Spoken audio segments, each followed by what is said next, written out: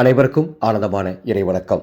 அக்னி நட்சத்திரம் 11ஆம் நாள் வழிபாடு 14/5/2026 சித்திரை 31 வியாழக்கிழமை.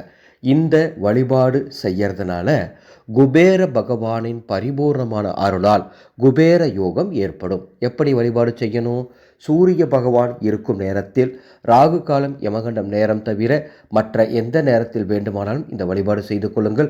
ஒரு சிறிய தட்டில் குங்குமம் பரப்பி, ஒரு டம்ளர் சுத்தமான தண்ணீர், ஒரு விளக்கு, அந்த விளக்கில் நமது ஆனந்தொலி அறக்கட்டளையின் மந்திரசக்தி தீப எண்ணெய் அல்லது நெய் ஊற்றி அந்த தட்டை அப்படியே கையில் எடுத்து சூரிய பகவானை பார்த்து 3 முறை தீப ஆரத்தி காட்டிட்டு ஓம் மார்த்தாண்டனே போற்றி என்ற இந்த சூரிய பகவான் மந்திரத்தை 11 முறை சொல்லி 11ஆம் நாள் சூரிய வழிபாடு செய்யக்கூடிய அத்துணை பேருக்கும் குபேர யோகம் ஏற்படும்.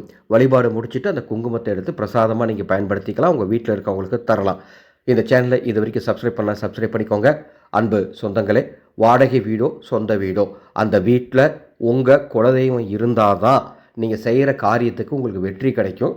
இல்லைன்னா அடிக்கடி காரிய தடைகள் தான் ஏற்படும். அதற்காகத்தான் வைகாசி அமாவாசை வர 16ஆம் தேதி அதர்வண வேத முறைப்படி குலதெய்வ பூரண கும்பம் நமது அறக்கட்டளையின் சார்பாக செம்பினால் ஆன கும்பம் கட்டித்தரப்படுகின்றது.